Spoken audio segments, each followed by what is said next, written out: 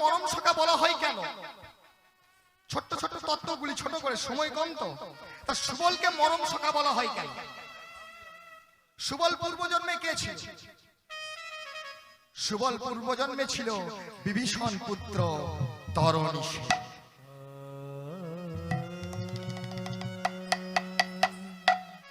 পিতৃসত্তা পালনের জন্য রামচন্দ্র সীতাদেবী আর লক্ষণকে সঙ্গে নিয়ে বনবাসে গেলেন। সেই বনবাসে গিয়ে রাবণ কি করলো? সীতা হরণ করে নিয়ে গেল। এগুলি আপনারা সব জানেন। রাবণ সীতা হরণ করে নিয়ে গেল। ওমা, ওই সীতাকে উদ্ধার করার জন্য রাম রাবণের সঙ্গে যুদ্ধ বেঁধে গেল। রাম রাবণের যুদ্ধ, রাম যুদ্ধ করে, রাবণ যুদ্ধ করে। যুদ্ধ করতে করতে রাবণের রাক্ষসকুল একটা একটা করে রামচন্দ্র ধ্বংস করে দেয়। যত রাক্ষস আছে সব রামের কাছে পরাজিত হয়। হরিবল। সেই রামের কাছে যখন এক এক করে সবাই পরাজিত হয়ে গেল, রাবণ বংশে যখন আর কেউ নেই, শুধু রাবণ আর তার সঙ্গে আছে ছোট্ট এক পুত্র সন্তান। সেই পুত্র সন্তানটা হলো বিভীষণ পুত্র তরণী সেন। যখন সবাই নিহত হয়ে গেল যুদ্ধে, তরণী সেন এসে বলছে রাবণকে বলছে, জেঠু, আমি শুনলাম রামের সঙ্গে যুদ্ধ হচ্ছে, যুদ্ধে আমাদের রাক্ষসরা সব এক এক করে নিহত হয়ে যাচ্ছে, কিন্তু আমি তো রাক্ষস কুলের সন্তান। আমি যে রাক্ষস কুলের সন্তান জেঠু, তাই শোনো জেঠু, আমিও রামের সঙ্গে যুদ্ধ করতে যাব। রাবণ বলছে, বাবা তুই বড় ছোট রে, তুই কি ওই রামের সঙ্গে যুদ্ধ করতে গিয়ে তুই কি রামের সঙ্গে যুদ্ধে পারবি? এত বড় রাক্ষস কুল আমার এক এক করে সব নিঃশেষ হয়ে গেল, আর তুই ছোট্ট ছোট্ট সন্তান হয়ে তুই রামের সঙ্গে যুদ্ধ করতে যাবি? জেঠু, আমায় অনুমতি দাও জেঠু, আমি আজ রাক্ষস কুলকে রক্ষা করার জন্য রামচন্দ্রের সঙ্গে যুদ্ধ করতে যাব। হরিবল। রাবণ মনে মনে ভাবছে, ছোট্ট শিশু, সে যুদ্ধ করবে রামের সঙ্গে। ঠিক আছে, তুই যা। তাই তরণী সেনের মাকে ডেকে রাবণ বলছে, এই যে সরমা, শোনো, তুমি আমাদের তরণীকে সুন্দর করে সাজিয়ে দাও, সুন্দর করে সাজিয়ে দাও, তরণী আজ রামের সঙ্গে যুদ্ধ করতে যাবে।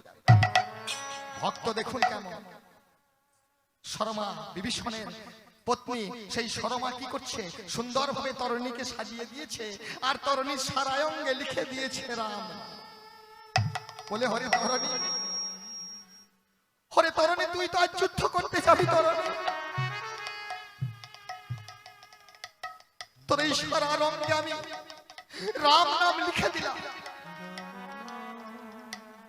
তুই বাবা যখন যুদ্ধ করতে যাবি, যেমন তোর সারা অঙ্গে রাম নাম লিখে দিয়েছিস, তুইও মুখে রাম নাম গাইতে গাইতে ওই রামের সঙ্গে যুদ্ধ করতে রাম রাম।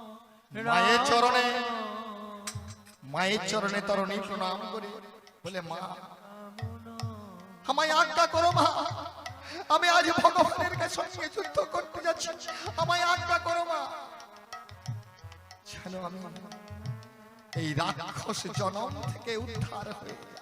নিতাই গৌর হরি বল, হরি।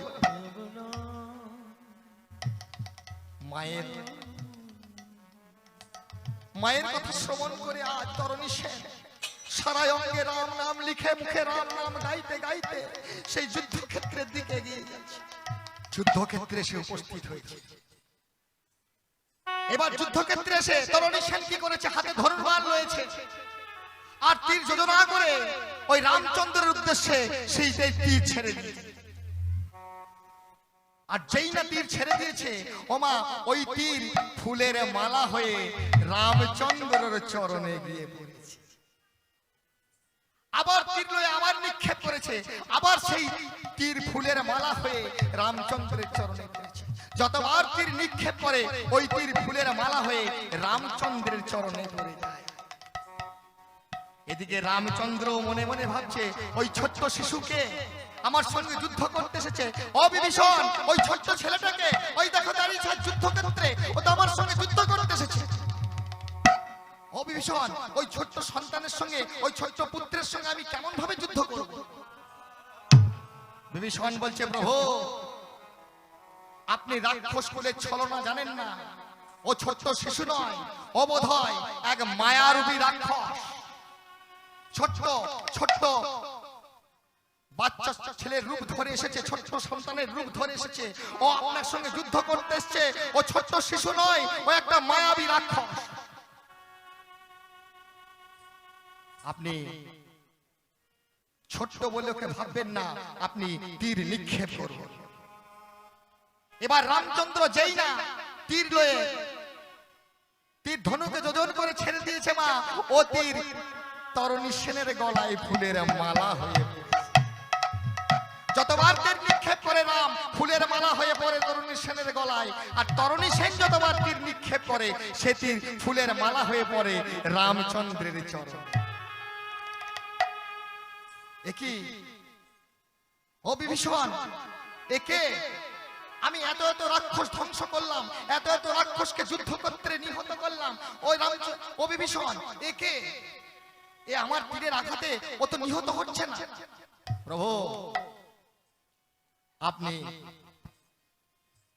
আপনি আপনার কাছে যে ব্রহ্মবাণ রয়েছে ধনুকে সংযোজন করে আপনি নিক্ষেপ করুন।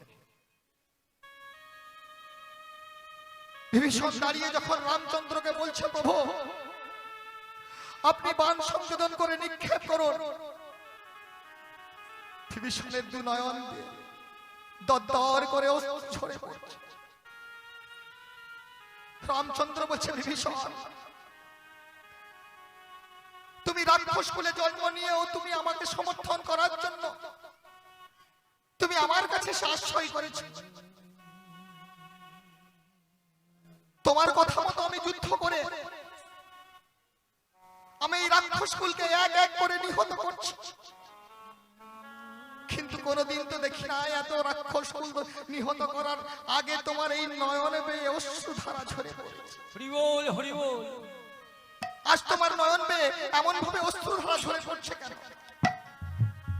বিভীষণ বলছে প্রভু আপনি যাই বলুন, লোকে যাই বলুন, আমি আপনার চরণে আশ্রয় নিলেও আমি তো রাক্ষস, আমি রাক্ষস কুলে জন্ম নিয়েছি তো শুধু জন্মে উদ্ধার পাওয়ার জন্য আমি আপনার চরণ তলে আশ্রয় গ্রহণ করেছি। এক এক করে যখন রাক্ষস কুল ধ্বংস হয়ে যাচ্ছে আমার নয়ন বেয়ে একটু অশ্রু ধরে পড়েছে। না না প্রভু আর দেরি করেন না, আপনি আপনি তীর সংযোজন করে সেই তীর নিক্ষেপ করুন। রামচন্দ্র ধনুর বাণ ধরে বাণ সংযোজন করে যেই না ব্রহ্মবাণ নিক্ষেপ করেছে মা, তরণী সেনের সেই মূর্তি মুন্ডুটা ওই তীরের আঘাতে দ্বিখণ্ডিত হয়ে সেই মুন্ডুটা সে পড়েছে শ্রীরামচন্দ্রের চরণের তলা।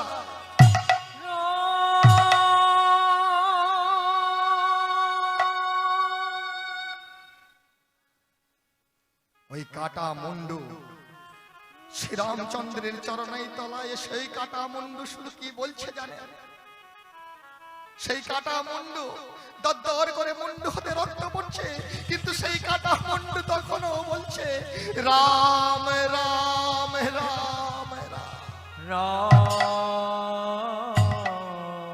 রাম। সেই না মুন্ডু খানা এসে রামচন্দ্রের চরণের তলায় পড়ে ওই কাটা মুন্ডু রাম নাম করতে শুরু করেছে। বুঝে বিভীষণ, এ কেমন রাক্ষস বিভীষণ? ওই কাটা মুন্ডু, রক্ত ঝরছে আমার চরণের তলায়, ওই রক্ত আমার চরণে ভিজিয়ে দিয়েছে। তার সত্ত্বেও এই কাটা মুন্ডু দেখো এখনো যে রামের নাম নাই। বিভীষণ আর থাকতে না পেরে এবারে রামচন্দ্রের চরণ দুটি জড়িয়ে ধরে বলেছে, প্রভু রাক্ষস কুল এক এক সব আমার হাতে নিহত হয়েছে, আর আজ যাকে আপনি আপনার পানের আঘাতে নিহত করলেন সে আর কেউ নয়, সে হলো আমার পুত্র তরণী সেন।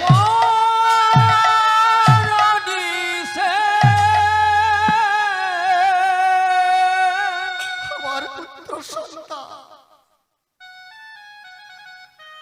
আমার পুত্র সন্তান আজ আপনার হাতে নিহত। বিভীষণ, যখন তরণী সেন আমার সঙ্গে যুদ্ধ করল, আমি তোমায় বারবার জিজ্ঞেস করেছিলাম, বিভীষণ তোমার নয়ন বেয়ে অশ্রু ধারা ঝরে পড়ছে কেন? তুমি তো তখন আমায় একবারও বললে না যে ওটা আমার পুত্র তরণী সেন। প্রভু, আমি রাক্ষস কুলে জন্মগ্রহণ করেছি, তরণী সেন আমার পুত্র হয়ে সেও তো রাক্ষস কুলে জন্মগ্রহণ করেছে, কিন্তু আমার পুত্র এত বড় ভাগ্যবান, এত বড় ভাগ্যবান, সে আপনার হাতে আজ রাক্ষস কুল থেকে মুক্তি পেয়েছে। তাই গৌর হরি বল, হরি বল, হরি হরি বল।